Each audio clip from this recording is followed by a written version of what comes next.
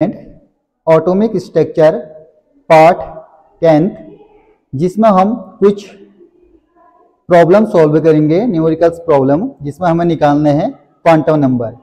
तो A part रहेगा calculate all quantum numbers of shells के लिए। तो हम इसको 3 पार्ट में डिवाइड करेंगे। ए में हम 4 क्वांटम नंबर निकालेंगे, एन, एल, एम, एस, वो निकालेंगे सेल्स के लिए।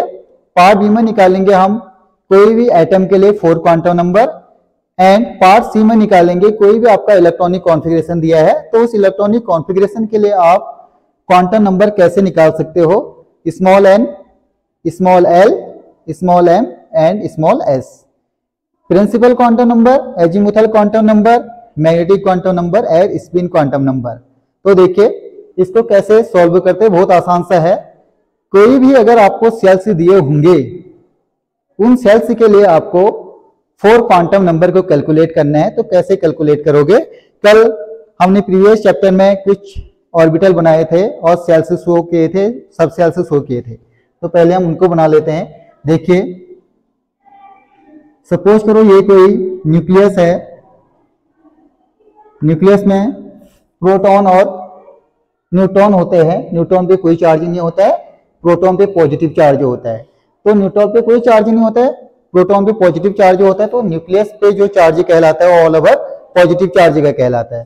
तो न्यूक्लियस में जितने प्रोटॉन और न्यूट्रॉन होते हैं वही उसका मास कहलाता है, एटॉमिक मास। और जो इलेक्ट्रॉन होते हैं वो सराउंडिंग में रहते हैं एक अट्रैक्टिव फोर्स के कारण। न्यूक्लियस पे प्लस चार्ज, इलेक्ट्रॉन पे नेगेटिव चार्ज, तो एक अट्रैक्टिव फोर्स होता है जिससे इलेक्ट्रॉन आपका मूव करता रहता है। तो हम बात करते हैं, ये न्यूक्लियस हो गया। यहाँ पर हमने राउंडेड से दिखाए थे कल, K L M N O P, ये क्या कहलाते हैं? सेल्स। सेल्स कहलाते हैं K L M N O P, एक और बना देते हैं क्यू, ये है सेल्स। तो हमें सेल्स में क्या निकालना है?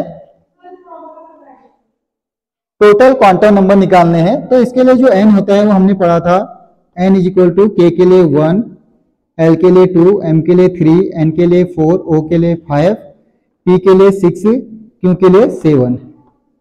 ये हमने पहले पढ़ लिया था। तो यहां पर भी हम इसको शो कर देते हैं। सेल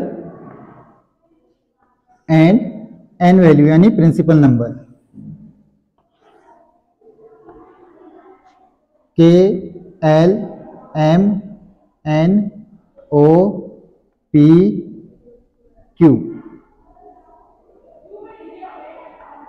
ये हमारा हो गया सेल्स। सेल्स से हमारे पास क्या होता है? K L M N O P Q, कुछ भी हो सकता है, आर एस आगे भी। एन इसके लिए जो होता है प्रिंसिपल नंबर, एन मीनिंग होता है प्रिंसिपल नंबर। तो ये हमने प्रीवियस चैप्टर में पढ़ लिया है, 1 2 3 4 5 6 7, ये सेल्स की वैल्यू हो गई। तो अब देखिए सॉल्व कर रहे हैं हम। सबसे पहले निकालते हैं 1 के सेल। के सेल के लिए हमें 4 के 4 क्वांटम नंबर निकालने हैं। वैसे जैसे के लिए निकलेगा वैसे L M N O P Q के लिए निकलेगा। एन जो है प्रिंसिपल क्वांटम नंबर है, जो वैल्यू हमने इसमें दी है। तो देखिए इसके लिए जो एन हो जाएगा वो आ जाएगा कितना? n is equal to 1। K shell के लिए प्रिंसिपल क्वांटम नंबर n आ गया 1। देन l क्या होता है? n होता है। जो आपका सेल दिया होगा तब ये फॉर्मूला लगेगा। अगर कोई इलेक्ट्रॉनिक कॉन्फ़िगरेशन दिया है और एटम का दिया है तो ये वाला फॉर्मूला नहीं लगेगा। अगर n आपका 1 है तो n निकालने के लिए होता है n minus 1। l is equal to कितना हो जाएगा? n की वैल्यू 1 है तो 1 minus 1, l is equal to कितना हो जाएगा? 0। जब 0 होता है तो हमने क्या क्या रखा है? s orbital, s orbital. देखिए देन उसके बाद हमको चाहिए m। m किससे पता चलेगा? ऑर्बिटल s से। अगर s ऑर्बिटल है तो m की वैल्यू क्या आ गई? 0। ये है जैसे s ऑर्बिटल, m की वैल्यू 0। देन इसके लिए s की वैल्यू क्या आ जाएगी? स्पिन। इलेक्ट्रॉन कितने हैं वो उस पर डिपेंड करेगा। ऑर्बिटल एक ही है, एक ऑर्बिटल में एक ही इलेक्ट्रॉन आ सकता है। पीआईडी एनपीआईडी 1 आ जाएगा, पीआईडी 2 आएंगे।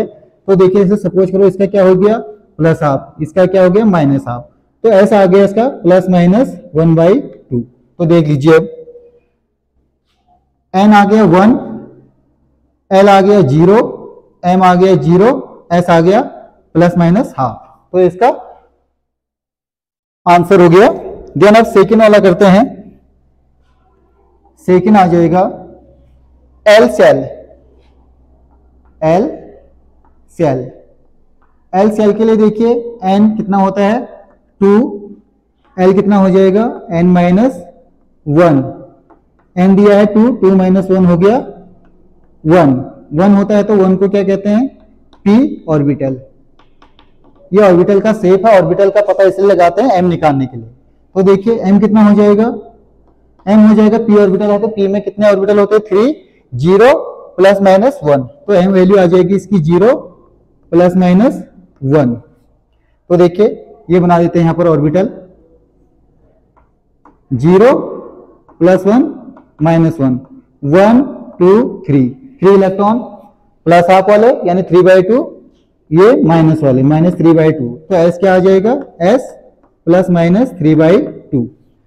तो इससे देखिए n 2 आ गया, l आ गया 1, ये आ गया यहां पे लिख देते हैं इसको l is equal to 1, l आ गया 1, m आ गया क्या 0 और प्लस माइनस 1, देन s आ गया प्लस माइनस 3/2, ये हो गया। देन इसके बाद थर्ड हम देख रहे हैं M shell. M shell, M shell के लिए n इज इक्वल टू दिया है 3, l आ गया n आ गया 3, l कितना आ जाएगा n माइनस 1, n दिया है 3 minus 1, l is equal to आ जाएगा 2, 2 है तो क्या आ जाएगा s p d, d orbital, d orbital, orbital यहां पे बना लोगे d, 5 orbital 1 2 3 4 5, 0 plus 1 plus 2 minus 1 minus 2, 1 2 3 4 5, 1 2 3 4 5, s is equal to क्या आ जाएगा plus minus 5/2।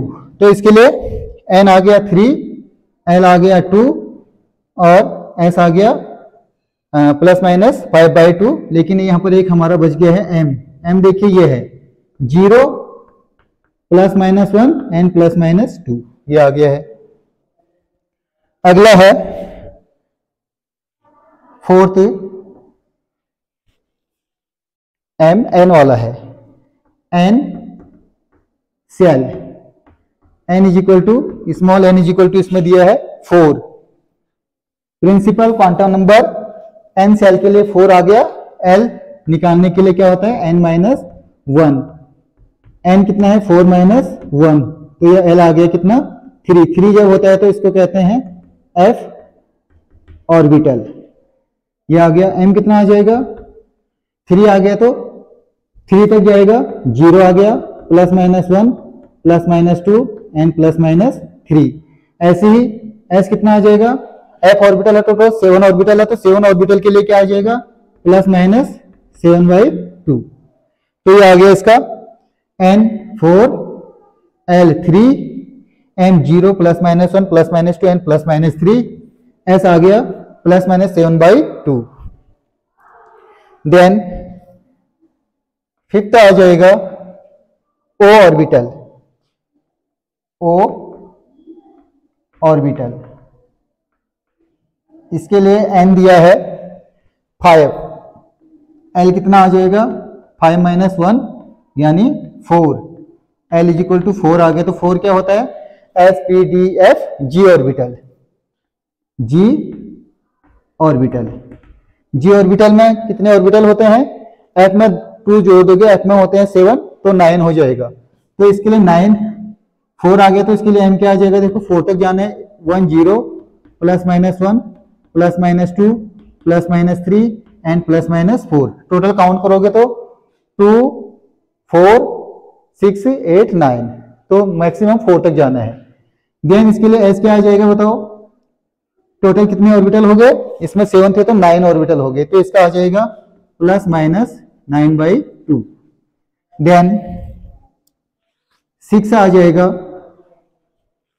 p orbital, sorry p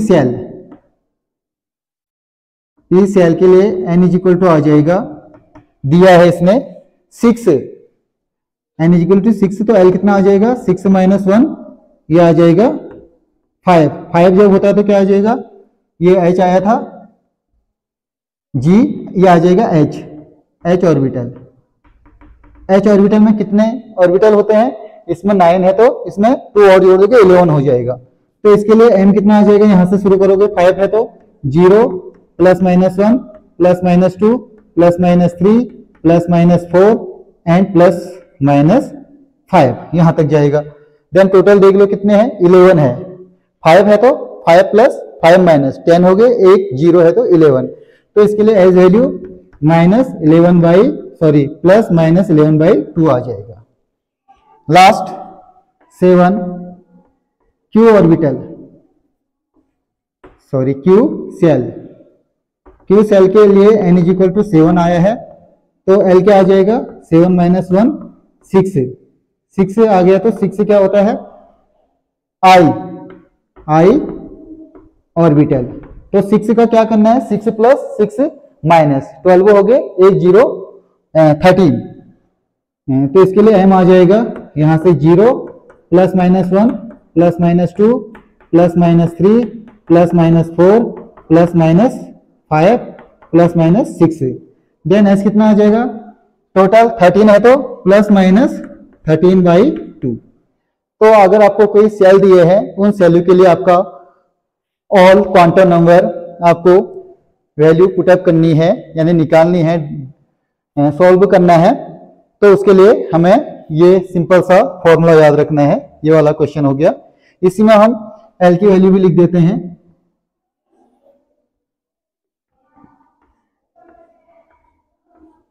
यहां देखिए L कितना हो जाएगा, n अगर 0 है तो ये हो जाएगा ना, 1 है तो n, L हो जाएगा 0 1 2 3 4 5 6, इससे 1 कम। देन जो ऑर्बिटल बनेंगे वो क्या बनेंगे,